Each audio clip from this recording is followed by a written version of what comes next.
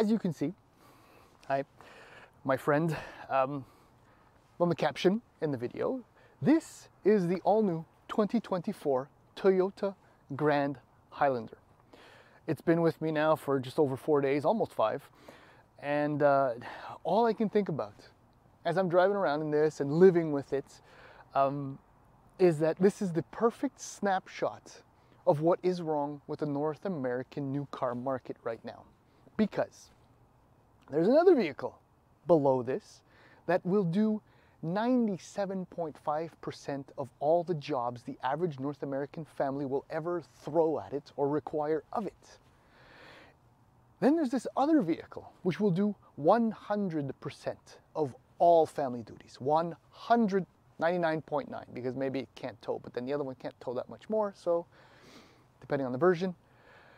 Let me put names to that, okay? So this is the 24 Grand Highlander. There's the Toyota Highlander, which is one of the best mid-sized 3-row SUVs money can buy in North America. It's spacious, it's efficient, it's reliable enough. But no, because we have this mentality where we have to be able to bring not only the kitchen sink, but the shower and the toilet and the vanity, and, you know, we need more space. Oh, but Toyota already had a solution for that. It's called the Sienna. Bar none, hands down, no contest. The best minivan money can buy. I've done lots of mileage with 1, 2, 4, 12, I don't remember anymore. And I've spent a lot of time with it. It really is the best people and stuff mover your money can buy. But because we have this innate now built-in desire that we want to be like everyone else, we need an SUV because minivans are just not smart enough, not cool enough. I don't know what it is. So Toyota has an answer for you now in the Grand Highlander. But even so, despite that, it's great. Don't get me wrong. I mean, if I'll summarize the video for you right now if you really want. Highlander, absolutely. Sienna, no question, no doubt. Need somewhere in between? Grand Highlander. Otherwise, if you want to watch the rest of the video with me, that would be nice. Thank you. We'll do the typical usual walk around of the slightly longer wheelbase and overall length Grand Highlander. And then we're going to take it for a drive because this version has a very, very familiar powertrain and it's just as good as always. Please hang in there. Thank you. All right, let's just jump right into pricing. So in the US, the base model starts at $43,070. The first hybrid, so the 2.5 liter naturally aspirated hybrid version starts at $44,670.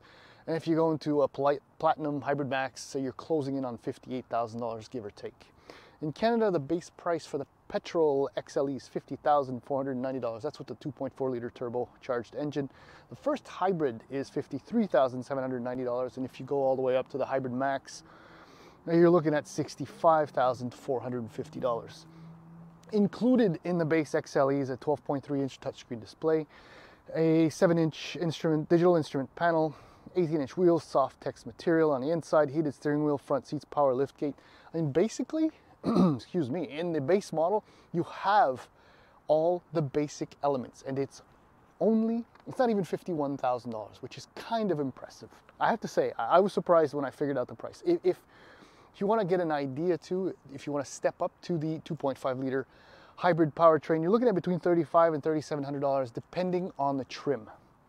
So the Grand Highlander before you right here is a limited hybrid, which retails for $61,190. So it's got the 2.5 liter engine. It's got a number of other features, including 20-inch wheels, a moonroof, leather, heated second row seats, cooled front row seats, a 12.3-inch digital IP, and then when you step up to the Platinum, well, then you get all kinds of other stuff like a heads-up display, which ultimately are completely unnecessary if you ask me.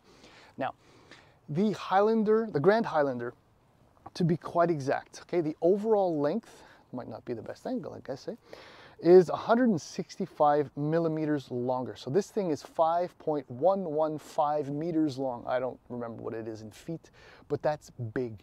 Now, if memory serves, this is about the same overall length as a Sequoia. I think I'm about right on where that's concerned.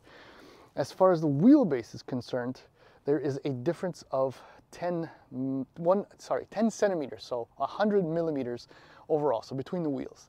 There's a considerable amount more space in the back. Okay, so let's explore that extra space,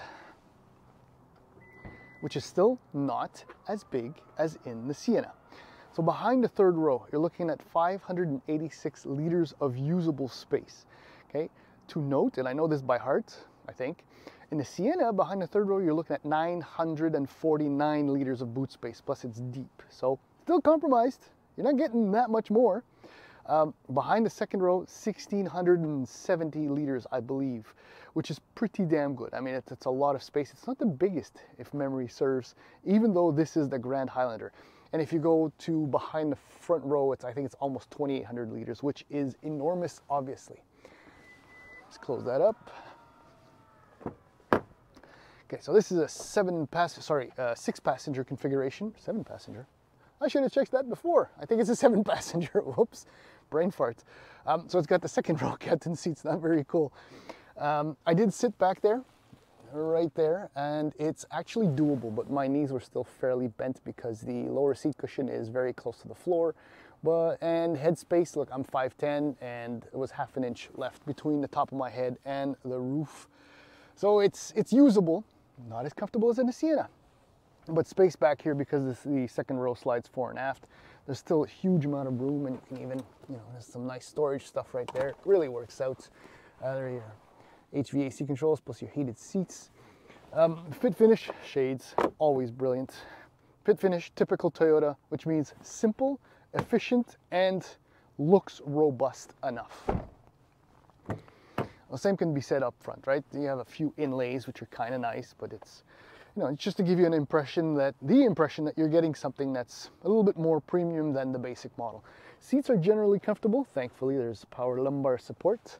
So let's slide aboard. Now, details that I love in Toyotas are, I'm just going to skip right to it. This bin is actually big enough to put like even an iPhone 15. I've got a 13 Pro and it fits in there easily. And a little USB-C port right there. Easily accessible. That's brilliant. 12.3-inch digital IP, a whole bunch of menus that you can configure, changing stuff like that. There's the big display, which is actually quite nice. What I do like is that this series of menus is fixed. See, it stays there, which is actually quite nice, I have to admit. Settings, HVAC controls, very straightforward, and actually they have a nice touch to them, like a little texture. Love that. Storage is brilliant. Wireless charger and extra storage. Just a cup holder. Drive mode, so Eco, Sport, Normal. I'll tell you more about that, but Eco is always the way to go. Yeah, there's a trail. I don't know why, but there's a trail. Very deep bin. Works out beautifully. Visibility is also really, really good. When you come around this way, look at this. The A-pillar is fairly thin, despite the plate there, but look at the opening right here. This is awesome, excellent. Awesome, excellent. So your rear tailgate works out right here for the power, and then your heated steering wheel. I mean, that's basically it. That's what I love about this. It's basic, it's straightforward, and it's actually quite nice looking. Anyhow, that's it for that. Let's go for a drive at this point. Let's just jump right into the powertrain. As I said, familiar 2.5 liters hybrid synergy drive powertrain from Toyota. It's the same one, or within a few, horsepower that you'll find in a lot of Lexus products and the beloved Sienna and the RAV4 and so on and so forth. So in this configuration, it makes 243 horsepower. There's no torque figure as always with the Toyota products, but there's an ample amount of torque. So effectively, this is a petrol front-wheel drive with a rear electric motor, making it all-wheel drive with the eCVT transmission. I mean, as with all the other Toyota hybrids with this powertrain, I mean, the only bug is the sustained or maintained drone from the engine when you're accelerating hard. But as always, showed you the drive modes down here. The key is to use the Eco drive mode, which dulls throttle response and slows the buildup of engine revs. But you're still accelerating at a fairly good clip. I mean, the power is good, despite the weight and the size of this thing. It's plenty okay. The kicker is that you can average, according to Toyota and our CAN, about 7 liters per 100 kilometers. So despite the extra length, width, and all that, because, yeah, so it's a little bit wider too, because it's built on a modified version of the TNGA-K platform, which also underpins the Highlander. Fuel consumption numbers are exceptional. I mean, just by comparison with the slightly smaller Highlander, it is rated at a combined 6.7 liters per 100 kilometers. So essentially they consume about the same thing, which is really impressive. I mean, just to round off, this platform is really nice. So despite the 20-inch wheels, the ride quality is generally good. I'm already on winter tires because yes, winter is coming, brace yourselves. The steering it's connected to the front wheels. The brakes work out very well. There's no surprise in the way the Grand Highlander behaves over the regular Highlander. And despite the extra real estate, it doesn't feel compromised whatsoever as far as performance, drive, handling, anything like that. Those are all positive things despite this size. I think the end point is, I don't know, do people actually really need something this big? I'll never believe that they do, and if they do, they're going to go get a Yukon or a Tundra. Not a Tundra, sorry, a Sequoia. But a Sequoia doesn't have as much boot space as this does, so anyhow, it's obviously going to be an excellent product. It should sell well enough in this segment of oversized big SUVs, and that's essentially really it. There isn't much else to say about the all-new 2024 Grand Highlander.